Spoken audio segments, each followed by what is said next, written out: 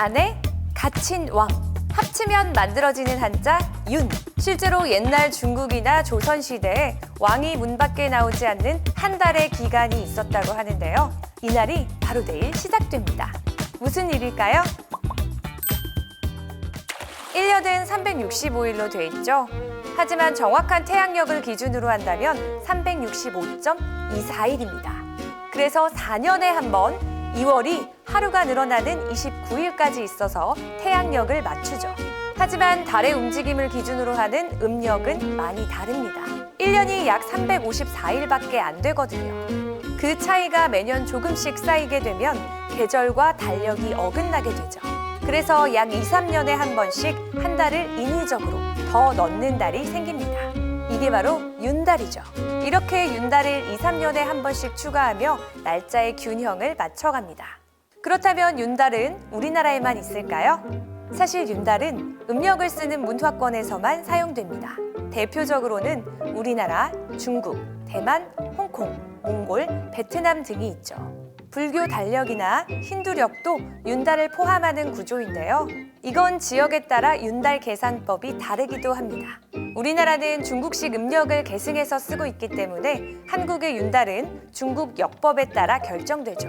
즉 한반도에서 발생한 순수 전통은 아니지만 수백 년 동안 우리의 삶 깊숙이 들어와 있어요. 중국의 윤달은 비상월이라고 해서 아무 일도 하지 않고 근신하는 풍조가 강했고, 지금도 중국인들은 붉은 네일을 입는 등으로 액막이를 하며 윤달의 부정적 측면에 비중을 두고 있는데요. 우리나라는 반대였습니다. 조선시대에는 윤달이 들면 사람들이 꽤 들떴어요. 왜냐하면 윤달은 달력에는 있지만 실제로는 존재하지 않는 달이라는 인식이 강했거든요.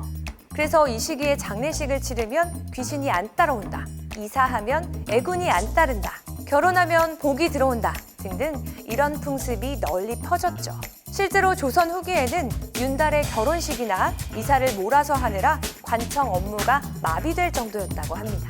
지금도 이사할 때 손 없는 날을 골라 하는 경우가 있잖아요. 여기서 말하는 손은 드라마 손 더 게스트처럼 귀신을 말하는 거거든요.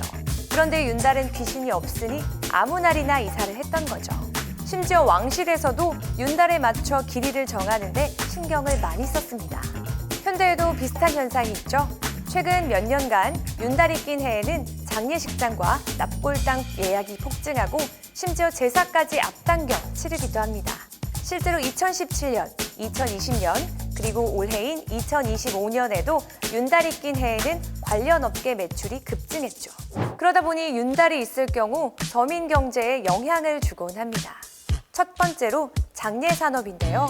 윤달에는 장례, 제사, 묘 이장 등을 해도 탈이 없다는 믿음 덕분에 납골당, 묘지 이장, 제사용품 등 관련 소비가 폭발합니다. 그래서 윤달이 있는 해와 없는 해의 장례용품 및 납골당 매출이 약 2~3배가량 차이를 보이죠. 두 번째로 이사와 혼례가 급증합니다. 부동산 중개업소, 이사업체, 혼수용품 시장도 윤달 특수를 노리죠. 윤달에 이사를 가면 흉을 피한다는 인식이 강해서 실제로 이사업체는 윤달 한 달에 전체 매출의 30% 이상을 벌어들이기도 합니다. 다음으론 재래 문화인데요. 제사를 앞당겨 치르기 때문에 배수용품 시장도 특수 효과를 봅니다. 한 유통업체는 윤달 기간 중 제사 관련 상품 매출이 평균보다 2~3배 이상 뛰었다고 밝혔는데요. 반대로 생각해보면 그만큼 특정 업종이 윤달 없는 해엔 매출 하락을 겪을 수도 있다는 거죠. 윤달은 단지 시간의 조정 장치일 뿐이지만 우리 삶에는 미신, 전통, 문화, 그리고 경제까지도 영향을 미치는 존재입니다. 하늘의 시간 조정이 지상의 돈 흐름까지 바꾼다는 게 흥미롭지 않나요? 도르마무처럼 우린 내일 다시 음력 6월을 맞이합니다. 숨겨진 달, 덤으로 얻는 달.